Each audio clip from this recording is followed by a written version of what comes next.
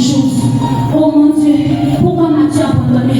Seigneur, moi-même, je travaille avec tout derrière les petites filles là, elles ont promotion.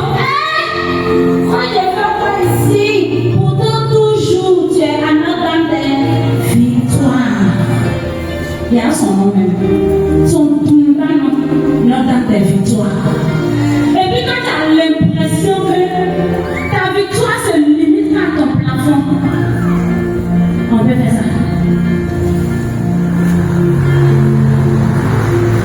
Le psaume suivant dit: les gens se moquent de moi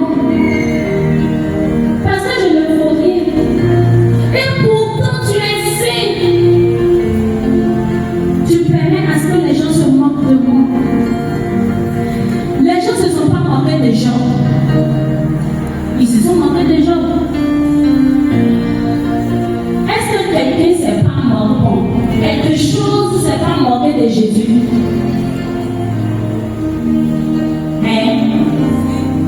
Quelque chose s'est moqué de moi. Cette personne a dit quoi?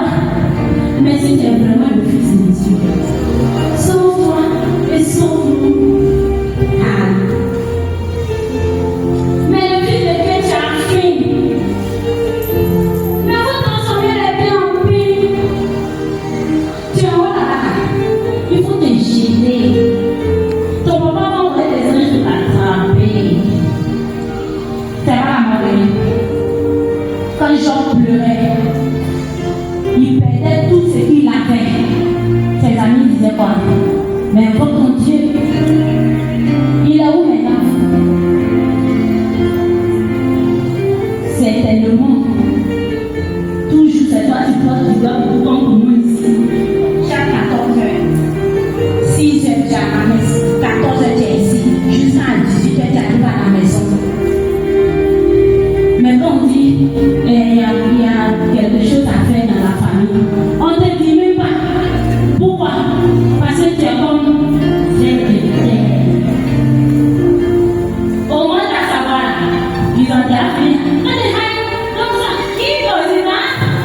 J'ai oublié. C'est quoi ça fait passer la montagne? La moquerie, la sorcellerie, on dit la cotisation dans la famille. Les deux pas même on cotise combien? Bon, attends, quand tu donnes ton idée, et que ton idée est très bienvenue, on te dit, bon, attends, on va attendre. Quand ta cotisation va venir, c'est qu'elle va dire, on va voir. Pourquoi? Et tu rentres en toi, tu es dans ton coin depuis tu pleures. Mon Dieu, pourquoi m'as-tu abandonné? Pourtant tu as des diplômes. Pourtant tu es jolie. Tu es une belle femme. Tu es une jolie garçon. Mais où les gens rentrent et puis ça s'ouvre, toi tu gagnes, ça se fait. Pourquoi? Et la Bible dit pourtant tu es saint. Tu sièges au milieu de la louange de ton peuple. Et à ton voisin, pourtant tu es saint. Quand le toucher, il faut bien lui dire pourtant tu es saint. Est-ce que c'est pour lui? Il n'est pas saint. Il est saint. Donc au moment où toi tu es en train de pleurer, Seigneur, pourquoi m'as-tu abandonné? Seigneur, pourquoi je ne travaille pas? Seigneur, pourquoi? Du coup, ça devient toi ta louange. Tu ne loues plus ton Dieu. Faut le louer. Mon Dieu, tu es bon. David, au début, a dit quoi? Mon Dieu, pourquoi m'as-tu abandonné? Mais les versets suivants disent tout ce qui vit loue le Seigneur. Au début, il a pleuré, mais il a reconnu la présence de Dieu dans sa vie. Malgré son état de veille de terre, il a reconnu Dieu dans sa vie. On connaît plus ou moins l'histoire de David. C'est comme ça. Il était quelque part dans les champs. Il courait derrière les moutons. Un bon jour, ils l'ont soulevé, ils l'ont déposé. Il s'est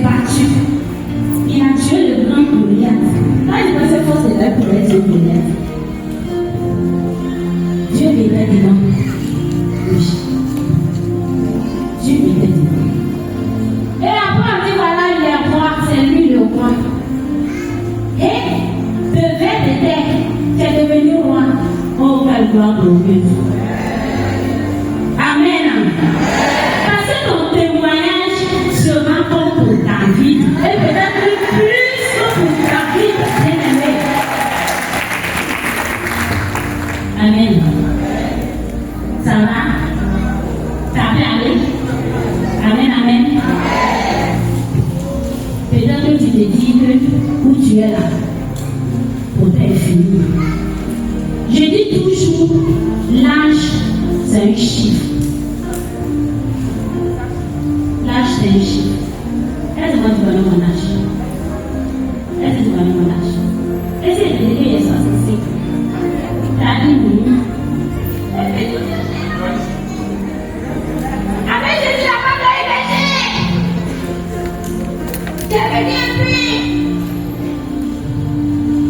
Jésus parlait. Mais je vais te dire, bien-aimé, que ce que tu vis aujourd'hui là, c'est ça qui va faire ton témoignage de télé.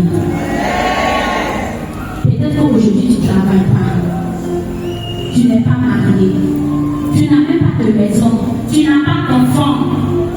Mais demain, cela sera ton témoignage. Peut-être qu'aujourd'hui tu es au niveau des vers de terre. Mais qu'est-ce que vous pouvez demain si ce n'est pas au niveau du roi ou de la reine? Moi, je suis devant toi en train de parler. J'ai arrêté l'école à l'âge de 8 ans. Amen.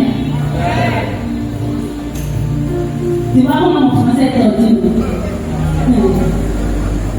Il a pris ça dans la cuisine de ma maman. Et là, on va dire à 8 ans, un enfant de 8 ans, tu ne vas plus à l'école. Et pourtant, la Bible dit, Dieu est saint. Un enfant de 8 ans qui ne va pas à l'école, pourtant, son père est directeur d'école. Oui. Directeur d'école. Et son enfant arrête les cours à 8 ans. C'est comme ça. J'ai arrêté les cours à 8 ans. Il était au CM2. J'ai passé en 36e. L'année là, ils ont pris 130 points, moi j'ai eu 128 points. J'ai fait finir de Saint-Michel à 6. L'année qui a suivi, je voulais reprendre. J'ai eu problème de voir une maison du ballon. Et le directeur de l'école, où je suis allée, le collègue de mon papa dit, va à la maison, tant que ton papa ne soit pas là, tu n'es pas ici. Et c'est comme ça que ma fille du directeur quitte l'école. Ça va bien. Pourtant, Dieu merci.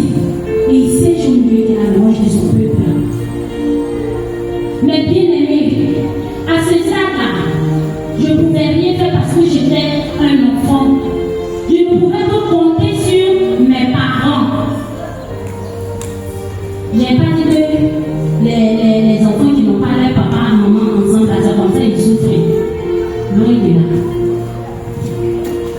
Et j'ai grandi comme ça, dans les champs, comme David, jusqu'à l'âge de 16 ans. Mais au moment où j'étais dans les champs, je me suis rappelé un jour, quand j'étais petite, ma maman me mettait au dos, là on partait prier quelque part, on appelait ça renouveau, au village quelque part là-bas.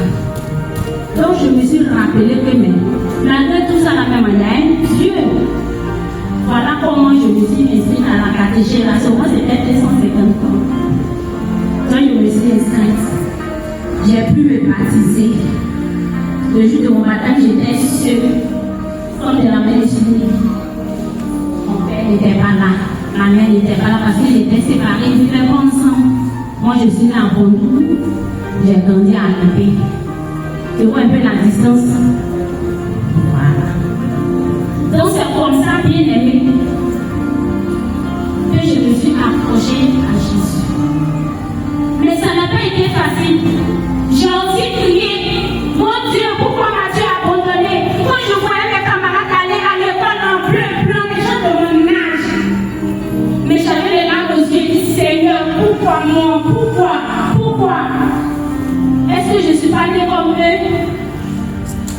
les enfants des paysans vont à l'école.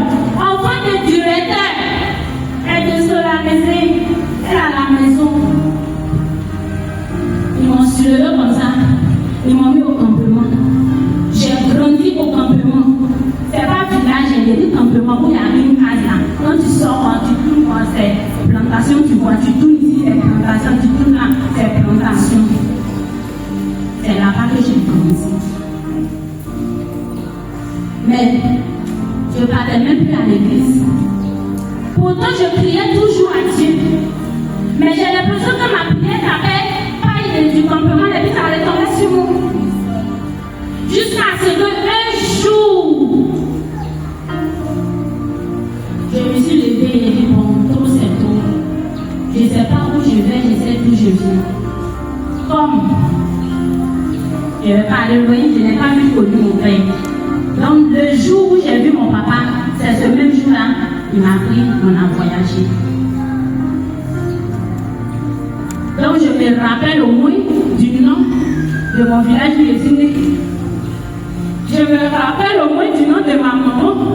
Je connais aussi le nom de ma grand-mère. Je connais aussi la région d'où ma maman vient. Donc je dis c'est trop. Je ne vais pas rester dans la forêt ici. Pourtant ma maman pense que je suis en train d'aller à l'école comme mes camarades. Donc moi, je quitte le campement. J'avais 16 ans.